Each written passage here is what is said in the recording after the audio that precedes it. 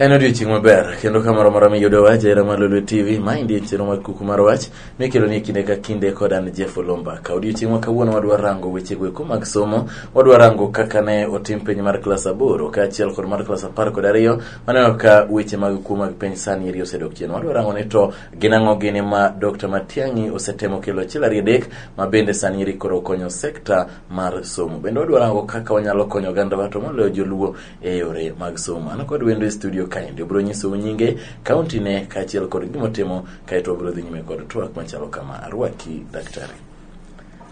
Erokamano Jeff, mokwongo yakwonga mos joka nyanam. Yes. No imore uru. Nyinga an Eddie Okoth Odari, awuok e kaunti ma Kisumu, iluongo ni gweng' Kisumu Karateng. Yes. Mokwongo ago erokamano kuom bet ka nikech kaka mantie sani apuonjo mbalariany mar Jomo Kenyatta University. Kendo an ka monda atwage weche mag somo to moloyo e pinjwa mag Luo Nyanza. Erokamano ahinya daktari. Arwaki e studio Dr. Eddie kendo agoni erokamano kuom kawo thuolo mari mar biro. Achiel kachiel obro chako mana kaka kamiweno ere wacho ni in japuonj mbalariany mar JKUAT. Nyiso ni to waneno ka penj mar klas 8 kod mar klas 12 ni eri otime, wanyalo wacho ni otime yo maber. Oganda duto nenore ni oyiere kod jatend migawo mar weche mag somo mana Dr. Matiang'i kage wacho ni nitiere lokruok mosekelo mamiyo koro sekta wa mar somo sani nitiere kod nying maber. Ini nyalo wacho nang'o e wach? Mokwongo an be nyaka go erokamano ne Matiang'i Cabinet Secretary. Yes. Nikech king'iyo weche mag somo to wang'iye e yore ariyo. Yes. Mokwongo wan gi gimiluongo jo kizungu wacho ni individual responsibility. To mar ariyo wan gi gima kendo jo kizungu biro wacho ni communal responsibility. Matiang'i osetemo kendo otemo maber e area mar kuma waluonge ni individual responsibility. Yeah. Nikech nitie moloyo weche 13 momiyo penj na ikwalo. Yeah. Mokwongo idhi yudo ni ikwalo penj nikech samoro ng'ama seto penj oko understand gimiluongo ni secrecy. Yes. Mar penj. Koro obiro chiwo penj. Jok ma imiyo penj machiwo ne nyithindo bende chako golo penj miyo nyithindo. Koro magi fall under individual responsibility. To nitie communal responsibility. Kendo wagone erokamano Matiang'i kuom ng'iyo gimiluongo ni individual responsibility. Nikech mae is the starting point. Jo kizungu biro wacho ni mae is the starting point. Yes. To waneno adier nikech waneno ka wang' ni penj nyocha penj mani kwala oyaye mani mako nyithindo, imako jopuonj ka kwalo penj sani odok piny. Good. Koro the next part makoro wadwa ng'iyo go Matiang'i en area mar gimiluongo ni communal responsibility. Yes. Communal responsibility donje gimiluongo ni policy framework kata policy statement. Nyaka wachak wadog matut ni mondo koro wakony mondo wagwe kwalo penj oko. Ang'o gini ma kendo koro nego watim. Yes. Koro nego wachak wadog e policy. Kwa ng'iyo system mar mawan go sani e penj ma kawuono. Penj ichiwo nade? Nikech wan gi gimiluongo ni training. To training nyaka bed based e gimiluongo ni objectives. Ka chiwo ka golo syllabus. Yeah. To syllabus ni ang'o ma dwani mondo ayud at the end? What is the goal? The objective? Yes. Koro idhi yudo ka nyithindo chako timo penj mitime klas 8. Yeah. En gimiseto kochakore klas 4 nyaka klas 8. Idhi yudo ni nyathi ma jahigni 9 mane klas 4 gi sama en jahigni 13 ma en e klas 8. Reasoning capacity mar that nyathino at the age of 9 gi the age of 13 opogore kabisa. Koro at the end of the day kidhi set penj ne nyathini e klas 8 to dwa timo gimo cover from klas 4, then he end up ni wa create a situation ma nyathi is under pressure. And under pressure of memory, otemo memorize, kato cram. Koro at the end of the day, wa focus e gimiluongo ni academic achievement, but not skill orientation. Yes. Koro nyaka stakeholders chak bet piny maneni, can we now start doing what is happening, assessment of students at stage level? Moloyo ka en kodonje class 4. Yes. Nyaka can we give them exam at the end of class each? So that gimokave class 4 gi class each, we set an objective, we want to start tailor making these children. Yes. maka nyathi tunde class 8 kodonje secondary to nyathini koro bedo trained in the line mar profession. Erokamano daktari Awinji, kiwacho ni idwaro mondo oloki mondo mi kata ka ng'ato gi class 5 kata class 4 to otim penj. Maiso ni koro ineno ka system onogo sani mar 844 ni in kaka japuonj kata ka ng'ama olony ineno ni onego otimne lokruok moro. System mar 4844 kwa ng'iyo malong'o osetimne lokruok mopogore. Yes. Jo kizungu wacho ni wasetimo gimiluongo ni adulteration. Nyaka wadog piny mowacho ni system mar 844 yes. Kanokete, what was the main objective mar 844? Kana nyathi matin ne kachako adonge 844. Yes. To ne wan gi gik moko maniluongo ni art, craft and music. At class 4 no puonja chweyo akeni luongo ni shot. At class 5 nachako loso a few things, woodwork and all that stuff. So what was the aim of 844 system? My gima nyaka wadog na piny. To kwa seng'eyo the aim, then we can now improve the 844 system. Nikech at the end of the day, abro nyisi ni gima samoro lit na ni kika iwuoyo gi students ma final year students. Yes. Apenjo gi gapenjo achiel. What was the reason? Mano mi ikawo course mitimo. Onyisa ni an nayudora noluonga course ni. Ayudora this team. To mano is one of the pressures ma nyithindo. Ni adwa na kal penj mar form 4 mondo ayud government loan mondo adhi university makoro okatiyo matek na adwa chulo fees. Koro they are under that pressure. Adwa na tim penj maber mondo ayud courses which we know the cream of the society. Magi courses madwa na tim to mano mana katimo penj maber. Koro ko okaikora mar timo penj ni koro ayudo kaka kwalo penj ni mondo ayud kaka donjo mondo government omiya ng'owa sponsorship. To magi gik ma we can now set this emomiyo winjo kawacho ni stage we are trying wadwa nikech education and stakeholder thing. Nyaka wati gi jonyuol gi jopuonj and then the policy documents guide one. Koro jonyuol gi jopuonj at class 5 ka wachako miyo gi the first exam. Kagitundo end of class 6 or now class 8 wachako wamiyo gi the final exam. Koro kwa miyo gi these 2 exams kata gibet 3 exams. Nyithindo can be indexed at class 4. Maka gitundo class 8 so we know how they performed in class 4 and class 8. Then koro wa streamline nyithindo gi maka gidhi secondary school. We give them where their potentials are. Ma idhi yudo ni nyathi dwa timo poetry for example. Odwa donje media. Tidhi yudo ni mondo uluonge media, odhi yudo idware gi maths, idware gi so many things. Nyaka yud this, which eventually sometimes idhi yudo ni are not relevant towards the profession mar nyathi. Koro idhi yudo ka gik manene puagi chak duke chi. Koro at class 8 use streamline mong'eni nyathini kodhi secondary wakete along this line. By the time modonje university kata kwa miyo gi university entry exams. To koro wang'eni wakawo jak mopuodhore madhi timo mano dhi konyowa nikech nyithindo ma cannot make it to the university, cannot make it to middle level colleges. Then we wadhi wayudo ka county framework ginya donje technical training institutions ma pod miyogi tiegruok e line. Erokamano nya mwalimu, awinjo ka ikelo wach moro maber kendo wach ni adwani mondo wachak warangi ane kendo kod kuku mare. Wacho ni gima osebedo ka chandowa ahinya en ni oganda samoro timo penj ka gin kod pressure kata kino ng'ato wacho ni an nonyisa ni mondo abed engineer. To iyudo ni samoro maendi en gima nyathini ok osebedo kata kago. Samoro nyathini en ng'ama ohero wer. Nyathini eri en ng'ama ohero kata somo muma. Ng'ani en gima odwani mondo tim in the future odwa kata ni obed jadolo. Tiyudo ni onyise ni nyaka ikal penj, nyaka yud A, nyaka yud B+ koka idhi e mbalariany mondo ka paro ne wach ni bosebedo ka hinyowa kaka oganda. Mae gima osebet ka hinyowa maduong'. To nyaka wadog chien mwang'iyo kizungu wacho ni where did the rain start beating us? Kwa ng'iyo kata luo kitgi gi timbe. Kata kwa ng'iyo oganda mora e Afrika. Nidhi yudo ni gima ne nyathi dhi bet. En gima ne en gima ichako gi jonyuol.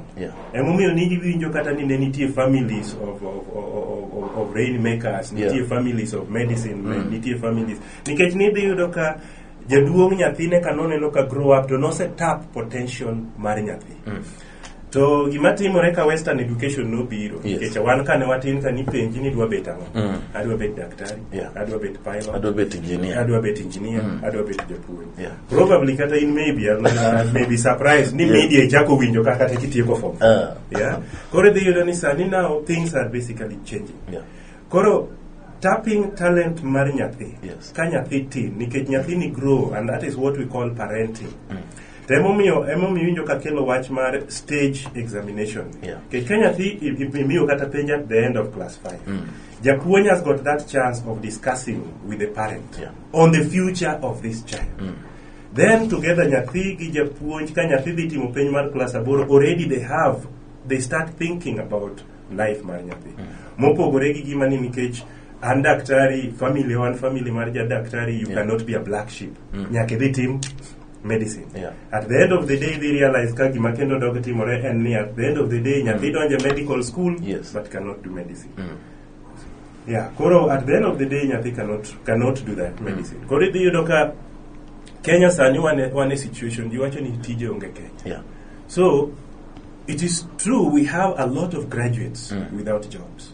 But at the same time, we also have a lot of jobs without the professionals. Either you don't concentrate, nikech sani, for example, kidhi e gweng' ka gweng', to kendo mane gimo miyadwa gone erokamano ne president, kanyo stop establishment of universities. Nikech kila gweng' idwaro university. Iketo malaria. Kori idhi penjo ni what is the reason for these universities in gweng'? Nikech at the end of the day, sama ichako chiwo penj cha, penj nyaka bed gi objective ni odhi konyo ng'ato e ngimane. Mano e wacho ni ok watim penj mondo wachung ji. Nikech type mar penj mosebet mar elimination. Kok ikale class 8 ngimani corridor. Kok ikale form 4 ngimani kika. Serikal usahawi, kila ng'ato usahawi. Tidhi yudo ni ng'at ma ok okalo form 4 ni, ma can make the best plumber so far. Ma can make the best electrician so far. And I will give you one example. And a colleague now, I hope you watch Lolwe, but he will know. When I look at him, in a field mar medical research. But ngani kangi malongo, kanwa gombaka, he was a mechanic. Gin jomodongo a line mar mechanic. Sani en gi garage mar geche. En ki yude garage ne, ngano is so much good in mechanics. Molo kata this other thing. Kori di penjo ni tarango manotimo. Samoro osiepna ni gima notimore ni kanotieko form 4 to course ni ema noyudore no luonge. Kori di yudo ka en gi potential in mechanics. But because ok notunde cut off mamondo tim go engineering kata mechanical engineering, odhi luonge kuma koro dhi odonjo. Koro magi ilongo ni the policy formulations. Masani koro stakeholders magi education yakati. Agone matiangero kamano ni individual level osechako kabo. But at the end of the day, wari ito ni next year, a year after. Angoma de timore. Sane makoro gimakoro de chako chwadewa is going to be the communal responsibility. Adi mi another example. Idi yudo ka penj oketi, nyithindo timo penj at the same level, regardless of geographical or environmental situations. Penj mitimo Nairobi, e penj midhi tim Kwasi, e midhi tim Turkana. Not knowing ni nyithindo go under different environmental conditions. Koro when we now start talking about this policy formulation, other things what new resources mark schools. If you look at national schools, need better resources. The former provincial schools also had relatively good resources. Koro you don't need nyithindo katimo penj class 8. Odi bedo pushed kata mondo kwal penj nikech odwa dhi e school mantie gi resources, including human resource. Angoma mono waketo poli nikech japuonj kiber tiber regardless of kumipuonj. Tibi yudo ni we are so much inclined ni japuonj kaber. Tingiyo kode national school. Otere national school. Nigo legi skunde mapiyo. All those schools machon ne waluongo kata Narambe school, the village schools, jomage madonge skunde. Koro if we share these resources equally, equal transfer, whether I'm in a national school, Kataka Puenja Maranda boys or my transfer takes me back to the school of a lower level. It does not diminish my dignity. It only gives me that aspect ni adhi kelo skund ni malo. Koro idhi yudo ka resources bedo shared, ma nyithindo are subjected to equal level and equal opportunity. Yes. Idhi yudo kama at the policy level odhi tero piny kwalo penj kendo. Koro we must now start looking at it at the policy. Erokamano nya mwalimu, awinji maber gima iwacho maber kanyo machaka winja ne wacho ni penj mosekete kinde ka kinde en mar elimination. Mabende osebedo kamiyo oganda wa kiondo ko ng'ato wacho ni oyo ana katimo penjo kayudo max 300 ewi 350 ewi 500 mana agora penj dhi nena kata e gweng'wa ni an ng'ama fuo. Ka ok ayudo E kata B, ayudo C kata D, to owacho ni en koro ngimane orumo gi kanyo. Iyudo ka ng'ato koro bedo demoralized ma ok onyal kata chako chung' wach ni oyo anyalo timo gini. Daktari, in kaka ng'ama osebedo ka puonjo kendo sani pod idhi nyime kod puonjo mbalariany, ang'eyo ni useromo kod nyithindo ma samoro ng'ato nobiro kod A to ng'ato donjo ka indi kata alama mar B. Tero ka jabini ere dwa timo maber moingo kata ja N. Ja N samoro chako kos moro to odhi oweyo. Iparo ni magi ang'o makelo? En ni janyuol nochuno ng'ato mondo tim kos ni koso ng'ani eri kanene klas 12 to odhi omanyo kaka onyalo kalo penj ni mondo oyud alama maber mondo odhi nyime. Gimiwacho na en adier nikech gima timore ni nyithindo ma excel king'iyo to emomiyo samoro kaka unjo media molo ka nyithindo timo penj e klas 8 kendo idhi yudo ka media golo picha nyathi school mosome en moyombo. Gima da gombe ni media ni uchak follow up ni nyathi ni katieko training ne university to perform nade. Idhi yudo ni nyithindo ma excel kata kwa yudo kwa timo kumeko gik mitimo ni classification. Idhi yudo ka nyithindo ma excel to kendo nyithindo ma kodhi oko to acquire the right life skills. Gin nyithindo modonjo at average. A lot of nyithindo modonjo e cut off they end up performing better. To manyisi samoro nyathi okwalo penj but idhi yudo ka nikech jopuonj are under pressure. Wadwa ni ka skul otimo maber to wadhi yudo media recognition, skundwa nyinge dhi malo. Wan gi koro idhi yudo ka nyithindo gin gi timo gimiluongo ni drilling. Jopuonj timo gimiluongo ni drilling. Drilling is exam oriented. Midhi yudo ka nyathi kosetimo penj no ma penj no ka koro kodonjo e university ipenje the basic question manotime form 3 to he cannot remember anything. To kichake dhi ng'iyo ni to this course manotime ka ene form 3 form 4 manomiyo qualify for this no you idhi yudo ka this is a straight A material. Koro magi challenges midhi yudo ka kendo koro wachak wadogwa yudo e university. To mane mecha idhi yudo ni the ripple effect ni ka nyithindo gichako tieko graduate giwuok oko to kendo koro idhi yudo nikech nodhi okalo cha idhi yudo ka winjo manitie oko uchako blame new universities are producing half-baked students. Mano sebedo yuakainya ne bende asika penjo employers. Do you employ based on technical know-how? So do you employ based on technical know-who? At the end of the day, nyithindo makalo ga average. Idhi yudo ka nyithindo they eventually graduate, they have the technical know-how, but they don't have the technical know-who. Maka giwuok oko cha to ng'at ma bende dwa yude ma mondo kendo koro o employ mondo ogine ogol skills moyudo mosetimo nikech en ng'ama nodonjo ka kong'e gima dwaro. Idhi yudo ka kendo nyathini chak idhi yudo ka kama kawe onge. Koro at the end of the day idhi yudo ka employers work ni we are producing half-baked. To an ba nyiso gini from a mango tree you cannot get an orange. You get what you want. What we produce every person. Idhi yudo ni nyithindo matimo maber gi kendo nyithindo matimo maber e universities idhi yudo ka gin ga nyithindo average. Nikech sama koro idhi keto gima they have equal resources, they have the equal opportunity, then idhi yudo ka it's like something has been triggered in them. Idhi yudo ka they end up excelling so well.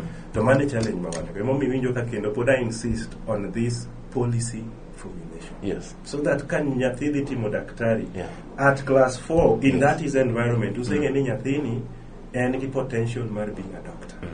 To kendo dhi yudo ni now in high school that is the same thing. Kodhi odonje university is the same thing.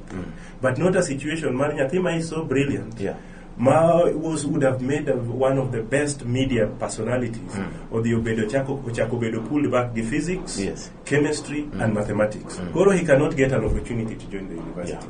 but yet the potential is in him. Koro magi are the things magi awinji maber mwalimu, awinjo ka iwacho wach maber mabende asaneno ka bende wach ni otimore e pinje mamoko ma oko koseyudo ni ng'ato maindi gima ng'ato nyalo timo maber to imi training koluwore kod kama idwaro mondo idhi tim. Kidwa bedo daktari timi training e line mar daktari. Kidwa bedo jalendo kaka wan kama indi mano e gima idhi ma ok ni kidwa bedo jalendo kama to chako mi physics gi kwano kanyo ma dhi chak duoki chien koro ineno ni ionge kod potential mar timo maber. Daktari neno ka thuolo rumo modong kod dakika 1-2 kende. Nyiso ni to in kaka daktari kaachiel kod japuonj en gino mane minyalo miyo ogandawa moloyo mabende samoro rim to giyudo ni samoro ng'ato yudo kata B- to yudo points moko nyalo donjo e mbalariany. Koro en weni ka ok odonjo e mbalariany to ngima orumo gi kanyo. Oganda wa gieki gin oganda mang'eny mabende nigi potential kaka iwacho noero. Gino mane minyalo keto kuom gima janyiso oganda Luo kendo moloyo nyithindo mane skul sani ni ngima ni chala aora. En aora ma kose chako mol to nyaka tund kumidware cha. Mane gima nyanyiso nyithi Luo. To geno gi kik bed piny. Yes. To moloyo jonyuol, especially the community, so ma kendo molo county magwa ma Nyanza. Yes. Nyaka wangi potential mag nyithindo ma wan go. Yeah. Ndalo mane dhi skunde garunge ni nya skul ok tim maber osekalo. Nyaka wabed ma wangi ni ang'o maber ma wadwaro e oganda wa. Sani dhi yudo ka molo kaka koro ka dhi e gwenge samoro dhi yudo ka jopeng ng'eny. Yeah. To technical schools ma train nyithindo e loso peng be wan. Yes. Gionge. Ndalo mane ong'e ni majaranda motegno. Technical schools gi modhi kanyo. Koro sani dhi yudo ka kila ng'ato manyo university. Yeah. Wawacho ni university is not the apex. It is not the peak mar ngima ng'ato. Idhi yudo ni ka wayudo kaka wanya konyo nyithindo gi at that level. Yes. Kotieko class 8 to kotimo maber matere form 1 before these policies are brought in place. Ere kaka wadhi konyo nyathi motieko class 8? Wadhi we ni koro dhi katedo, koso wadhi we ni koro dhi omany ogopeng, koso timo. Nyaka wabed gi technical schools ma kendo wa encourage. Let us not demonize technical schools. Nyaka wakel gi malo kendo wamigi resources which they require. Mae kaka wadhi konyo go nyithi oganda mag. Erokamano ahinya daktari. Agoni erokamano kuom kawo thuolo mari achiel kachiel odiochieng' ma kawuono ma ichopo e Lolwe TV kendo itemo nyiso oganda wa kawo otenore kod weche mag somo mondo mi wager gwengewa mag Luo Nyanza. Gino ni weche duto ma daktari wacho winjo kamoro amora ma untie. Magi duto kwatiyo godo to weche mag dongruok ok nyal monowa dhi godo nyime. Wabiro chako luongo daktari achiel kachiel odiochieng' machielo mondo wachak wach weche motenore kod weche mag somo. Daktari ka idok Nyasaye oterni agoni erokamano kuom chopo e Lolwe TV kendo kuom miyowa thuolo mari. Gone oganda wa oriti. Erokamano nyikwa joka Nyanam kendo agone Nyasaye erokamano unind maber nyaka chieng' machielo. Erokamano ahinya ka wuok e Lolwe TV kuku mar wach Jeff Lomba.